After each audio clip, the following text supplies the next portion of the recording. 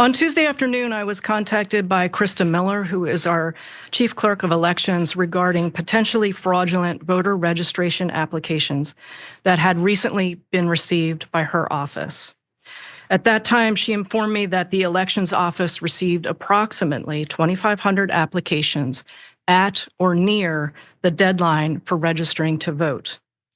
While preparing to process these applications, staff noticed that numerous applications appeared to have the same handwriting, were filled out on the same day with unknown signatures, and some were previously registered voters, excuse me, and the signatures on file did not match the signatures on the application. Lancaster County detectives began investigating the voter registration applications and immediately found applications that were indeed fraudulent.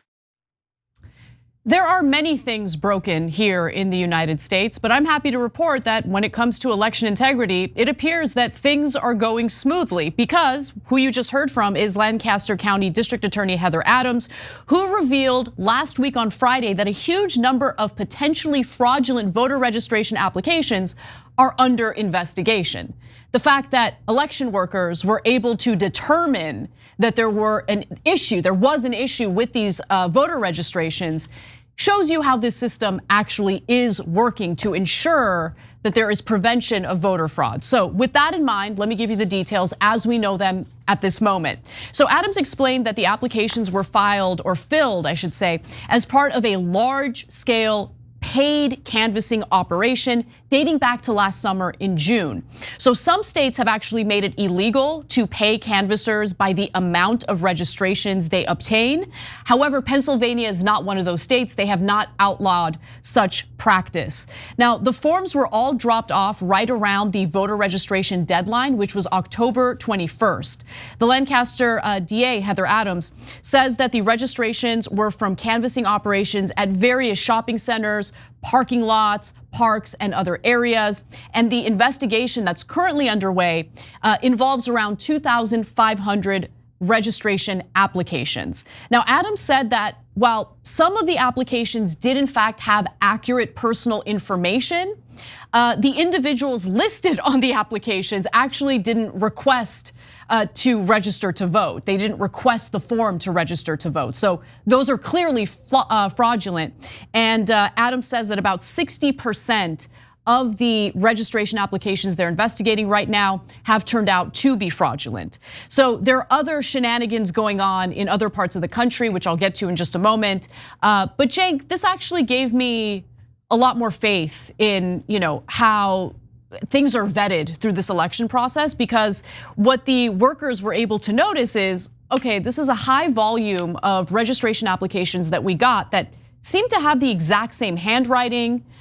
The signatures on the registration doesn't match the signature for the voters that are allegedly, applying for this. And so they noticed these discrepancies and decided to do this investigation. Yeah, so I got two thoughts on this. One is along the lines that you're talking about, Anna. So people say, and Rogan said it in the Trump interview, oh my God, there's no reason not to do voter ID. There is a giant reason, which is that 25% of African Americans don't have a driver's license in this country.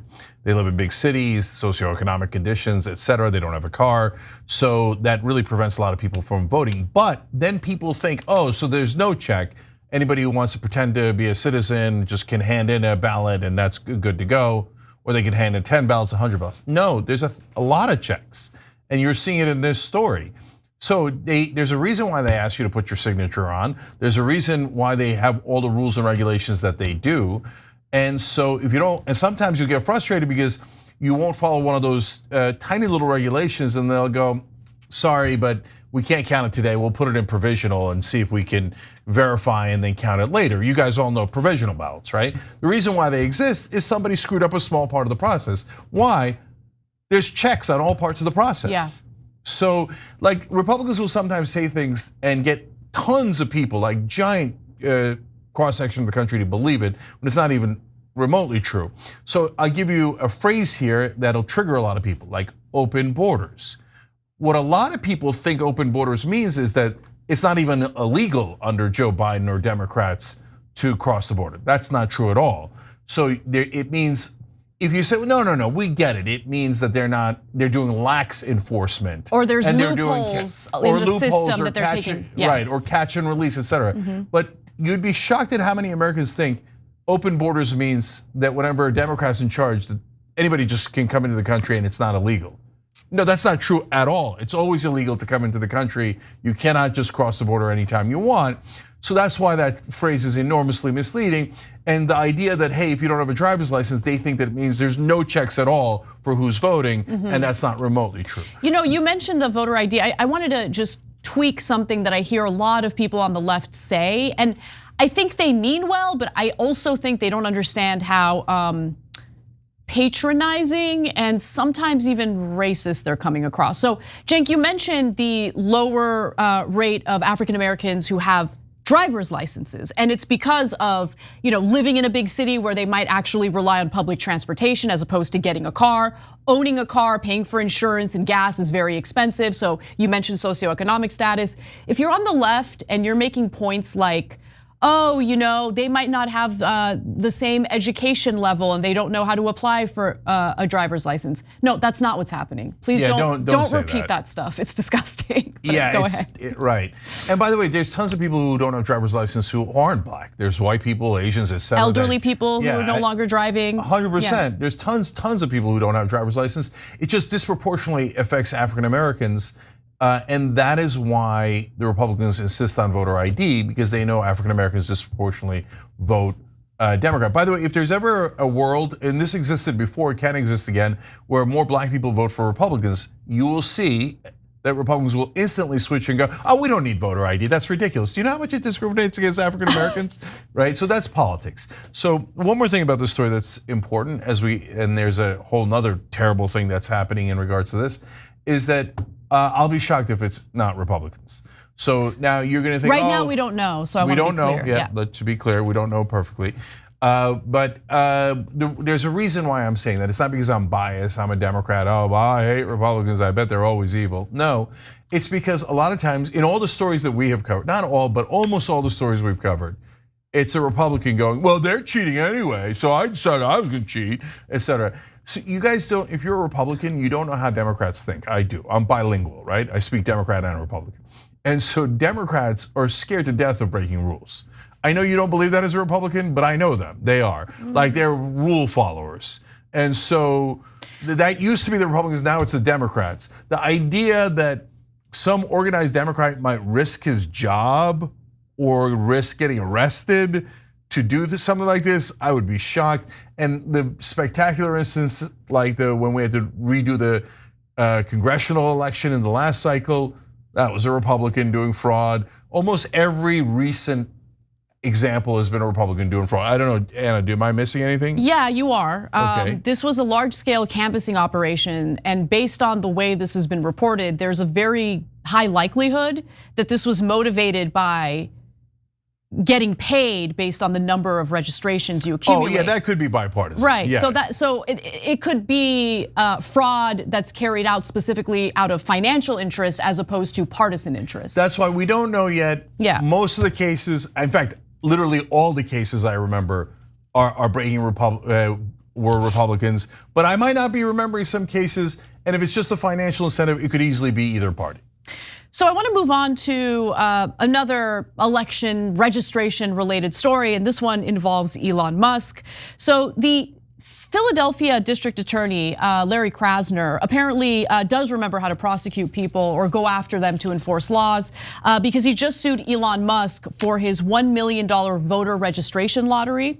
So if you're unfamiliar with what that is and how it works, in order to enter this lottery that Elon Musk is carrying out, you had to sign a petition created by the America PAC, which was for registered voters in swing states only. So the petition states that if you signed it, you were essentially showing your support for both the First and Second Amendment. Furthermore, if you signed the petition, you were automatically eligible for a daily lottery, giving $1 million to a random petition signer. Now, we have previously covered that giveaway on the show and also explained that it's very likely illegal under federal law. But Philadelphia DA Larry Krasner built his case on Philadelphia's lottery and consumer protection laws. So there are federal laws and then there are state laws. And so Krasner is going after Elon Musk based on state laws. And so in this lawsuit, Krasner's office argues that Pennsylvania law requires all lotteries to be operated and administered by the state, and that Musk's daily $1 million giveaway must be halted because it's operating outside of those legal guardrails.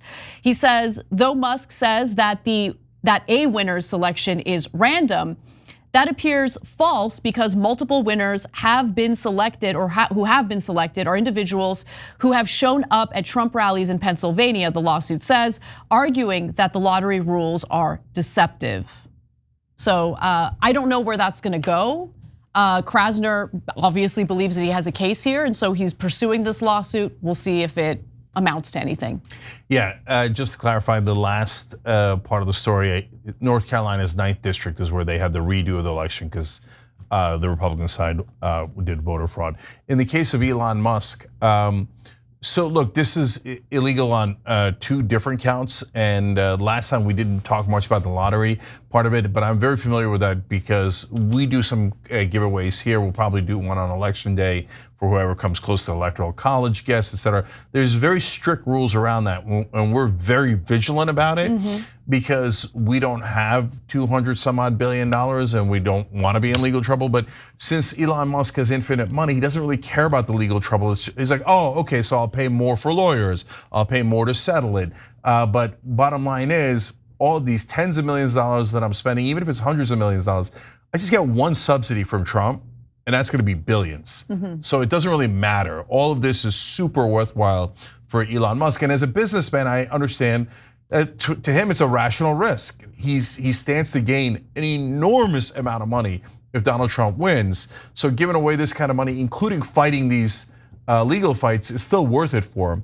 But yeah, if you're running anything where someone's winning any money, let alone that kind of money, there are very strict rules to follow, and you can't just go, okay, I'm gonna ignore those and I'm gonna do this instead. But that's the consistent theme with Elon Musk and Donald Trump, which is they're like, we're above the law. Who cares? What about a raffle? Like, you get what I'm saying? Like, how is this different? I mean, obviously you have to allow people to register even if they're not participating. That's part of the rules. Got it. And part of the reason why the rules are so strict is because the states make so much money from their lotteries that they don't want any competition. So they make it super strict to do a lottery, and so you got to follow all the rules. And he's not even close to following all the rules because again, he thinks the laws are optional. And guys, you know, in reality, if you're that rich, they kind of are, right? You and I will be in a lot of trouble if we break those laws. But he has an army of lawyers, and they'll just gum things up. I mean, what did Trump do? He had an army of lawyers, and they were incompetent, and even they were able to gum up the proceedings until there's no adjudication before the elections. Yeah, there's always a way if you have the money and resources, to draw the trial out or the legal proceedings out or play all sorts of games. Besides which, we're talking about Elon Musk literally giving away $1 million a day as part of this scheme. All right, final story related to election integrity, and this one is really disturbing. So, in Vancouver, Washington, and also Portland, Oregon, there have been instances of ballot drop boxes that have burned ballots inside them. Some sort of device was put inside these drop boxes, and then the device basically blew up or was lit on fire and caused all sorts of damage to some of the ballots. So here's an image, a lot of local reporting on this. I wish we could show you the video, but copyright prevents us from doing so. But here's a still shot showing you one of the instances. This one, I believe, is in Vancouver, Washington. So again, a similar incident took place in Portland, Oregon around the same time. The towns are just 15 miles apart. Police stated that incendiary devices were used to set the boxes on fire, and all but a few ballots in the Portland ballot box were safe thanks to some sort of internal fire suppressant they have in the boxes. Wow, that's amazing. I know, but it wasn't the case, unfortunately, for the ballots in Vancouver where they were all incinerated.